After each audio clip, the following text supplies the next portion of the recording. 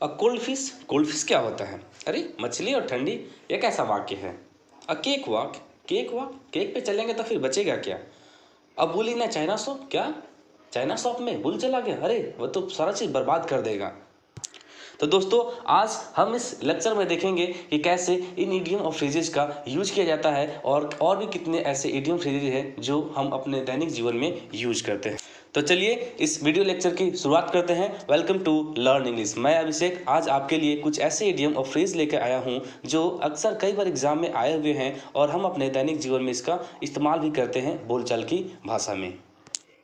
तो सबसे पहले बात करेंगे हम इडियम्स क्या होते हैं और फ्रेज क्या होते हैं। इन दोनों के बेसिक अंतर को समझने के लिए हमने कुछ डिफिनेशन लिए हैं। जैसे इडियम्स का मतलब होता है a group of word whose meaning is different from the meaning of words individually.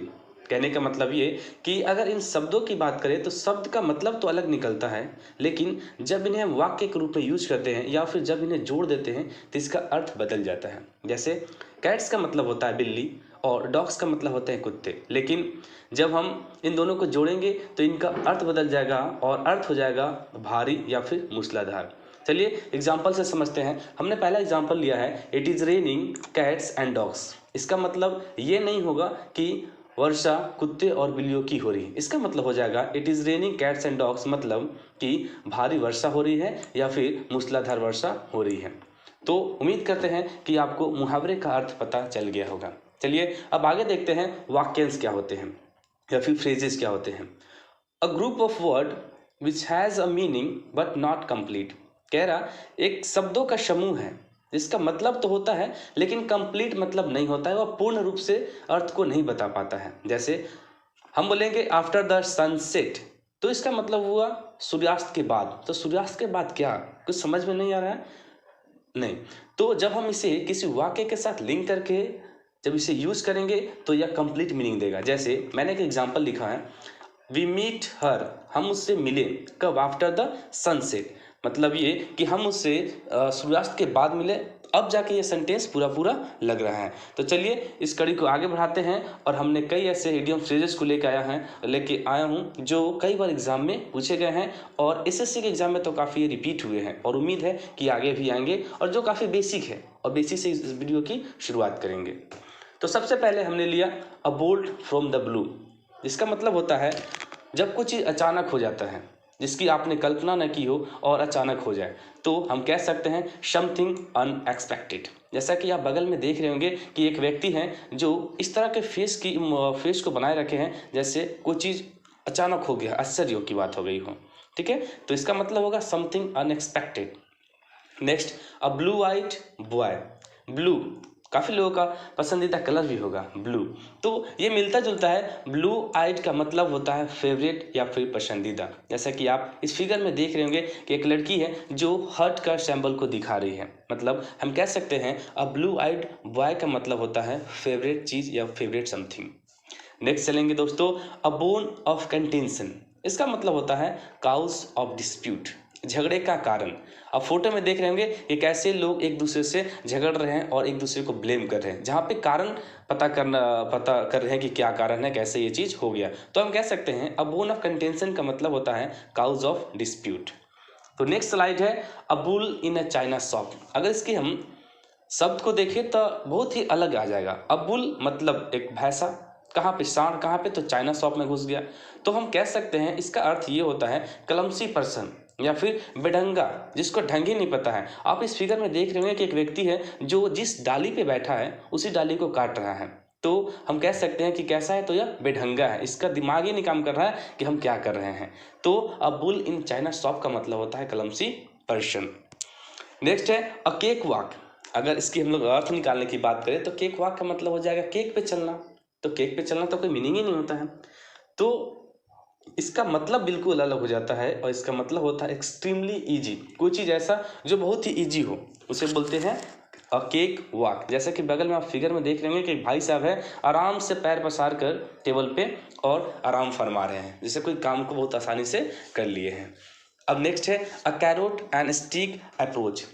अगर इसकी बात करें हिंदी मीनिंग की तो इसका मतलब होता है साम दाम दंड भेद। जैसा कि आप फिगर में देख रहेंगे कि रावण भाई साहब हैं जो युद्ध जीतने के लिए सारे नियम को ताक पर रख के चाहे जैसे भी युद्ध को जीतना चाहते हैं। तो अ कैरोट एंड स्टिक अप्रोच का मतलब होता है साम दाम दंड भेद, चाहे जैसे भी हो उस काम को करना है। नेक्स्ट स्लाइड में देखिए लिखा हुआ है अ चाइल्ड्स प्ले।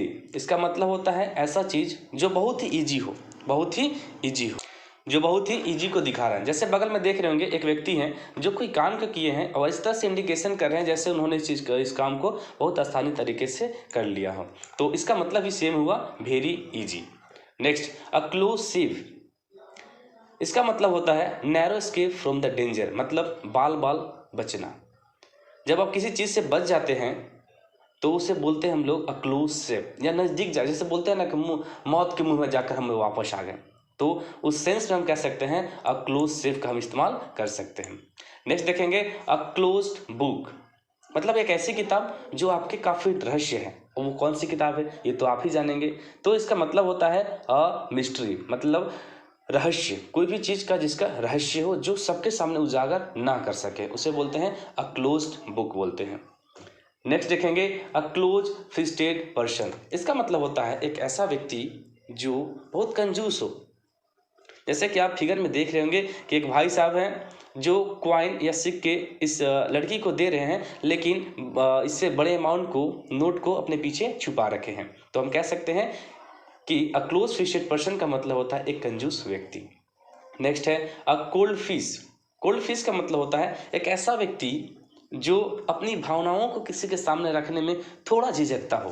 तो हम कह सकते हैं someone does not have share his feelings. जैसे कि इस बच्चा को आप देख रहे होंगे कैसे मुंह छिपा कर शर्मा रहा है और अपनी बात को वह रख नहीं पा रहा है। ठीक है दोस्तों, उम्मीद करेंगे समझ में आ रहा होगा। इसी क्रम में नेक्स्ट है अ डैम्प स्क्रिप्ट। और डैम्प स्क्रिप्ट का मतलब होता है आप किसी चीज़ की तैयारी की है लेकिन जैसा चाह रहे थे उस प्रकार से रिजल्ट नहीं आ पाया, तो डिसअपॉइंटिंग रिजल्ट को बोलते हैं हम लोग डैम्प स्क्रिप्ट।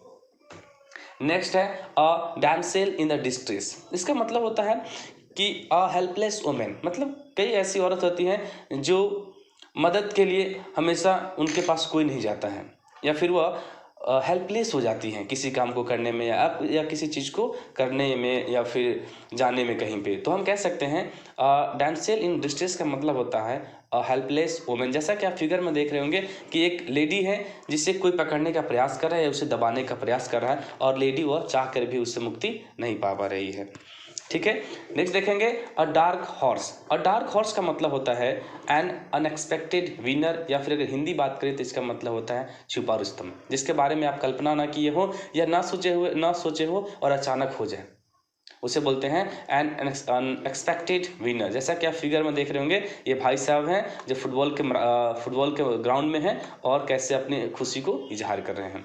इसी क्रम में लास्ट है अ डॉग ब्रेकफास्ट। और डॉग ब्रेकफास्ट का मतलब होता है अ टोटल मेस, मतलब कि कोई भी चीज़ व्यवस्थित ना हो या फिर डिसऑर्डर।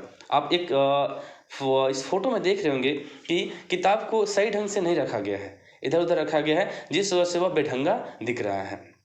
तो इसका मतलब ये हुआ अ डॉग ब्रेकफास्ट। तो दोस्तों उम्मीद करते हैं कि आपको यह समझ में आया होगा, और अगर अच्छा लगा हो तो चैनल को लाइक करें और सब्सक्राइब करें। Thank you.